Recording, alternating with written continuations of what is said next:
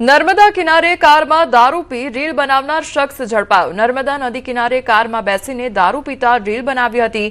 Video viral થતા અંકલેશ્વર શહેર એ division પોલીસે આરોપીની ધરપકડ કરી। આરોપી અનિલ વસાવાએ દારૂ પીતો વીડિયો બનાવી સોશિયલ મીડિયામાં શેર કર્યો હતો, તો પોલીસને પડકાર ફેંકતો વીડિયો સામે આવતા કાર્યવાહી હાથ ધરાઈ। અમદાવાદ શહેરમાં બાઇક ચોરીના એક મોટા ગેંગનો સોલા પોલીસ દ્વારા પર્દાફાશ કરવામાં આવ્યો છે। પોલીસે રાજસ્થાનના ગોપાલ તિલગર, મુકેશ પારગી અને ભરત સિંધાડા સહિત 3 આરોપીઓની ધરપકડ કરી 23 ચોરી કરેલી બાઇકો જપ્ત કરી છે અને 19 જેટલા ગુનાઓનો ભેદ ઉકેલી કાઢ્યો છે। મુખ્ય આરોપી ગોપાલ તિલગરે શોર્ટકટથી પૈસા કમાવવા માટે છેલ્લા 1 વર્ષમાં અનેક બાઇક ચોરીઓને અંજામ આપ્યો હતો અને બ્રિજ નીચે પાર્ક કરેલા વાહનોને ખાસ ટાર્ગેટ કરતો હતો। ચોરી પછી બાઇકોને ઓછા ભાવે વેચી દેવામાં આવતી અને નકલી ચાવીઓની મદદથી લોક તોડી ચોરી કરવામાં આવતી હતી। પોલીસ હાલમાં વધુ પૂછપરછ કરી રહી છે અને અન્ય ચોરીના કેસમાં પણ જોડાણની તપાસ કરી રહી છે।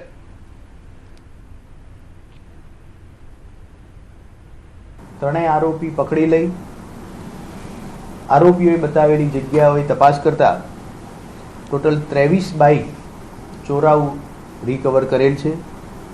આ 23 બાઇકમાં સોલા હાઈકોર્ટ પોલીસ સ્ટેશનમાંથી 9 ગુના દાખલ થયેલા છે। હાલ પૂરતું ત્રણેય આરોપીની કાયદેસરની ધરપકડ કરી આગળની ઇન્વેસ્ટિગેશનની પ્રક્રિયા હાલ શરૂમાં છે। જૂનાગઢમાં વિકાસ પોર્ટલના વિરોધમાં વિદ્યાર્થીઓ રસ્તા પર ઉતરી આવ્યા હતા, તો મોતીબાગ સર્કલ ખાતે અખિલ ભારતીય વિદ્યાર્થી પરિષદ દ્વારા ઉગ્ર પ્રદર્શન કરવામાં આવ્યું હતું। ઉચ્ચ શિક્ષણમાં પ્રવેશ માટે ફરજિયાત બનાવાયેલા પોર્ટલ પર 300 રૂપિયાની ફી વિદ્યાર્થીઓ માટે બોજા સમાન હોવાનું જણાવ્યું છે। તેને ઘટાડવા અથવા રદ કરવાની માંગ ઉઠી છે। સાથે જ પ્રાઇવેટ યુનિવર્સિટીઓને પણ પોર્ટલમાં સામેલ કરવાની રજૂઆત કરવામાં આવી છે। વિદ્યાર્થીઓએ રસ્તા પર બેસીને રામધૂન અને સૂત્રોચ્ચાર દ્વારા અનોખો વિરોધ નોંધાવ્યો હતો અને માંગણીઓ નહીં સ્વીકારાય તો આંદોલન વધુ ઉગ્ર બનાવવાની ચીમકી પણ ઉચ્ચારી છે। અમે બધાએ સાથે મળીને જીકાસ પોર્ટલ વિરોધ પ્રદર્શન કર્યું છે। આપણે અખિલ ભારતીય વિદ્યાર્થી પરિષદની એક માંગ છે કે જીકાસ પોર્ટલમાં બધી જ પ્રાઇવેટ યુનિવર્સિટીઓ આવરી લેવામાં આવે।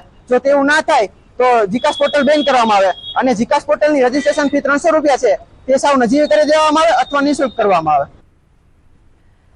જૂનાગઢ શહેરી વિકાસ સત્તામંડળ દ્વારા ઝાંઝરડા વિસ્તારમાં અમલમાં મુકાયેલી ટીપી સ્કીમ 5 હવે ભારે વિવાદમાં ઘેરાઈ ગઈ છે। સ્થાનિક જમીનધારકો અને ખેડૂતોએ બેઠક યોજી આ યોજનાનો કડક વિરોધ નોંધાવ્યો છે। તેમના આક્ષેપ મુજબ સરકાર દ્વારા 40% જમીન મફતમાં લઈ લેવાનો પ્રયાસ થઈ રહ્યો છે અને ત્યારબાદ 900 કરોડ જેટલો ડેવલપમેન્ટ ચાર્જ લાદવાની તૈયારી છે। ખેડૂતોએ આ યોજનાને શોષણકારી ગણાવી તાત્કાલિક રદ કરવાની માંગ ઉઠાવી છે અને આ યોજના જોતા માલુમ એવું પડે છે કે સરકારના અધિકારીઓ ખેડૂતોના અજ્ઞાનતાનો લાભ લઈ અને 40% જમીન મફત પડાવવાનો કારસો બનાવી રહ્યા છે। 40% જમીન ઉપરાંત 900 કરોડ રૂપિયા જેવા ડેવલપમેન્ટ ચાર્જ, ઇન્ક્રીમેન્ટ વેલ્યુ આ અજ્ઞાન ખેડૂતો પાસેથી લેવાની કારસારૂપ યોજના આજે રજૂ કરવામાં આવી છે, જેનો સામૂહિક રીતે વિરોધ કરવામાં આવ્યો છે। લોકો લોકમત લેવા આવ્યા હતા, એટલે એમાં બેટરમેન્ટ ચાર્જ, 40% કપાત અને 40% કપાતનું વળતર કંઈ એની ઉલ્લેખ નથી। પછી જે જમીન હોય એને તે ત્રીજા ખેતરમાં હેઠ એનો ફાઇનલ પ્લોટ 50% આવે એટલે એનો ઉલ્લેખ નથી। એટલે એ લોકો જે જનતાએ ખેડૂતોએ પ્રશ્ન કર્યા એનો જવાબ આપી શક્યા નથી અને એ લોકો કે અમે લોકમત લેવાય પણ લોકમતનો એને કાંઈ જવાબ આપ્યો નથી। બનાસકાંઠામાં શરૂ થયું છે પડકાર પોલિટિક્સ। બનાસકાંઠાના ધાનેરા ભાજપના આગેવાન અને ધાનેરા વિધાનસભાના પૂર્વ ઉમેદવાર ભગવાનદાસ પટેલનો એક વિડીયો સોશિયલ મીડિયા પર વાયરલ થઈ રહ્યો છે। આ વિડીયોમાં તેઓ મતદારોને સંબોધતા સ્પષ્ટ શબ્દોમાં ચેતવણી આપતા જોવા મળી રહ્યા છે। તેઓ કહી રહ્યા છે કે 150 કરોડના ખર્ચે ધાનેરા તાલુકાના 87 તળાવો ભરવા માટે પાઇપલાઇનો આવી ગઈ છે। જો વારે ઘડીએ ભૂલ કરશો તો અમારા પગ તમારા કામ કરવા માટે ગાંધીનગર નહીં ઉપડે। આ તમને સ્પષ્ટ કહું છું, હજુ ભૂંગળા પડ્યા છે, પાણીમાં નથી નાખ્યા। તો આ તરફ કોંગ્રેસે આ નિવેદનને વખોડ્યું છે। વારે ઘડી ભૂલ કરીને તો તમારા કામ કરવા અમારા પગ ગાંધીનગર નહીં ઉપડે। આ તમને સ્પષ્ટ કહું, હજી ભૂગળો પડ્યા પાણીમાં નહીં નોખ્યા।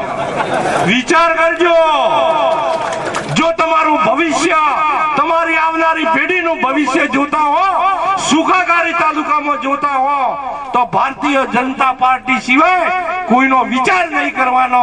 અરે સરકારે કામ કરવા પડે, સરકારે પ્રજાની માંગણી સંતોષવી પડે, એમાં તમે કોઈ ઉપકાર નથી કરતા.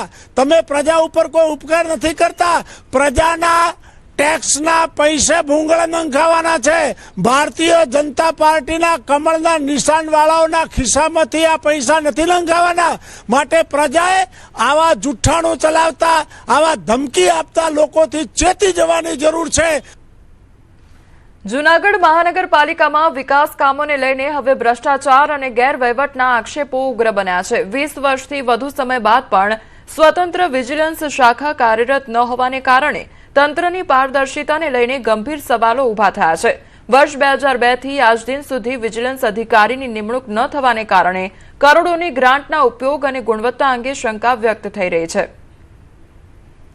2002 થી જ્યારે મહાનગરપાલિકાની સ્થાપના થાય છે, મહાનગરપાલિકા થાય એટલે ખાસ કરીને વિજિલન્સ બ્રાન્ચ હોવી જ જોઈએ, જેથી કરીને જ્યારે આવડું બધું મોટું સિટી હોય અને એનું ઇન્ફ્રાસ્ટ્રક્ચર ને કરોડો રૂપિયા જ્યારે ગ્રાન્ટ આવતી હોય ને, ગમે તેટલી નાની કે મોટી જેટલી પણ રકમ આવે છે, જુનાગઢ મહાનગરપાલિકામાં આપણે જોઈએ કે ભ્રષ્ટાચાર થઈ જાય છે. એનું એકમાત્ર કારણ છે કે વિજિલન્સ જે બ્રાન્ચ હોવી જોઈએ એ મહાનગરપાલિકામાં છે નહીં. જે વિપક્ષનો આક્ષેપ છે કે ભ્રષ્ટાચાર ખૂબ થાય છે, તો એવી વાત નથી. ટોટલ ટ્રાન્સપરન્સી જો આપણે કેળવીએ છે તો વિજિલન્સ અધિકારી હોવો જોઈએ, આ હકીકત છે. તેમ છતાં કોર્પોરેટરો છે એ કોર્પોરેટરો પોતાના વોર્ડની અંદર જઈ અને જો નબળું કામ ચાલતું હોય કે કોઈ એન્જિનિયર ન ધ્યાન દેતો હોય તો એ વાત મુકતા જ હોય છે. જુનાગઢ મહાનગરપાલિકા જ્યારે નગરપાલિકામાંથી અસ્તિત્વમાં આવી ત્યારથી સેટઅપમાં આ પ્રકારની કોઈ અલગ વ્યવસ્થા નથી. અને વિજિલન્સની જ્યાં સુધી વાત કરવામાં આવે ત્યાં સુધી જે ગુજરાત વિજિલન્સ કમિશન છે એના જ્યારે કોઈ પણ અહેવાલ માંગવામાં આવતા હોય છે તેના માટે આપણે અહીંયા નોડલ ઓફિસરની અપોઇન્ટમેન્ટ કરવામાં આવેલી છે. તો જૂનાગઢમાં વિજિલન્સ અધિકારીની નિમણૂક ન થવાને કારણે અનેક સવાલો પણ ઉદ્ભવી રહ્યા છે. તો વિકાસ કાર્યોને લઈને પણ અનેક સવાલો ઉદ્ભવી રહ્યા છે. અનેક વખત રજૂઆતો પણ તે અંગે કરવામાં આવી છે. આણંદ જિલ્લાની તારાપુર ગ્રામ પંચાયતની રાજ્ય સરકારે નગરપાલિકાનો દરજ્જો આપ્યા બાદ તારાપુર નગરપાલિકાની પ્રથમ ચૂંટણી યોજાવા જઈ રહી છે. ત્યારે તારાપુર નગરપાલિકાના વોર્ડ નંબર 6 માં બે ભાઈઓ આમને સામને ચૂંટણી જંગ લડી રહ્યા છે.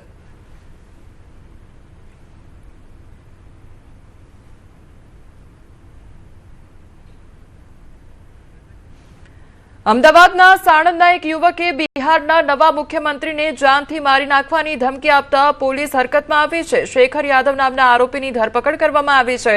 આરોપીએ ફોન પર જાનથી મારી નાખવાની ધમકી આપી હતી. હ્યુમન સોર્સિસ અને ખાસ કરીને ટેકનિકલ સોર્સિસના માધ્યમથી જે આરોપી છે એમને ઝડપી પડ્યો હતો. જે આરોપી છે એમનું નામ છે શેખર યાદવ અને 3 થી 4 મહિના પહેલા બિહારથી અહીંયા સાણંદ ખાતે આવેલા હતા અને વધુ તપાસ માટે બિહાર પોલીસને સદર આરોપીને સોંપવામાં આવશે એવી કબૂલાત આપી છે કે જૂની એક એમની એક અરજી હતી એ સંબંધે કોલ કરવામાં આવ્યો હતો અને એમાં બોલાચાલી થઈ હતી.